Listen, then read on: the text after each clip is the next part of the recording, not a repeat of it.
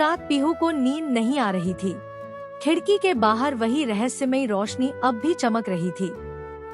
अचानक टफी जोर जोर से भौंकने लगा।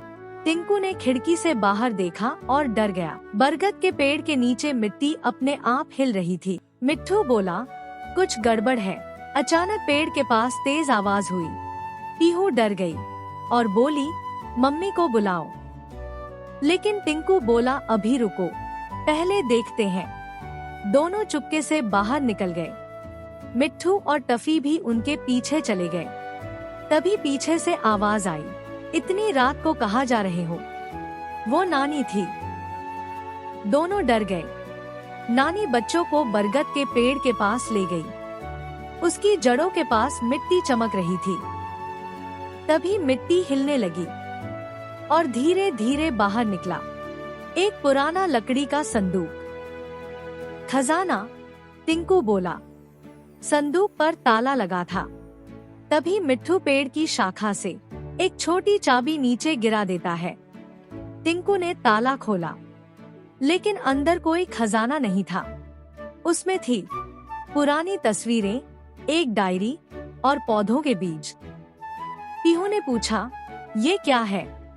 नानी बोली, ये तुम्हारे परनाना जी की डायरी है। नानी ने डायरी खोली। उसमें लिखा था, अगर ये डायरी मिले तो समझ लेना गांव खतरे में है। टिंकू चौंक गया।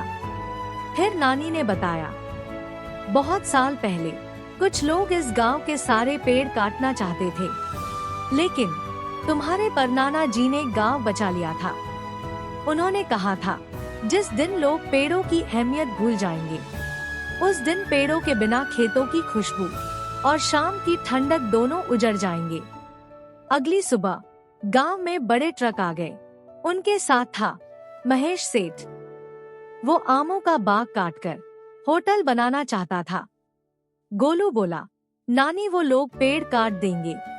टिंकू ने कहा, हम पेड़ नहीं कटने देंगे। पीहू और मम्मी गांव वालों को बुलाने लगी।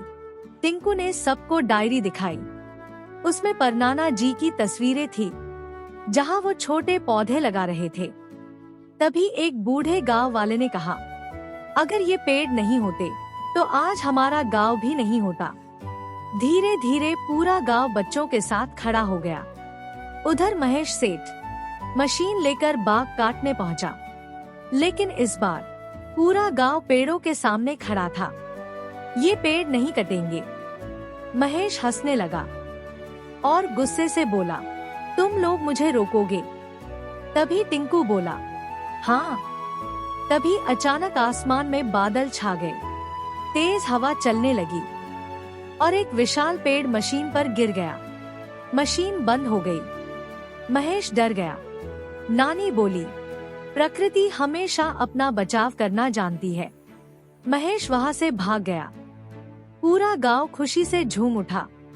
फिर गांव वालों ने एक नई पहल शुरू की। पूरा गांव मिलकर नए पौधे लगा रहा था। टिंकू मिट्टी खोद रहा था और पीहू पौधों में पानी डाल रही थी। मिट्ठू चिल्ला रहा था, पेड़ बचाओ। नानी ये सब कुछ देखकर बहुत खुश हो गई। उसी रात टिंकू ने नानी से पूछा, नानी, असली खजाना क्या था? नानी बोली, ये गांव, ये पेड़ और परिवार। इस कहानी से हमें ये सीख मिलती है कि प्रकृति, परिवार, अच्छे संस्कार और एकता ही जिंदगी का असली खजाना है। पेड़ों और प्रकृति की रक्षा करना हम सबकी जिम्मेदारी है। Thank you for watching. Like, subscribe Coco Kids TV Hindi कहानियाँ।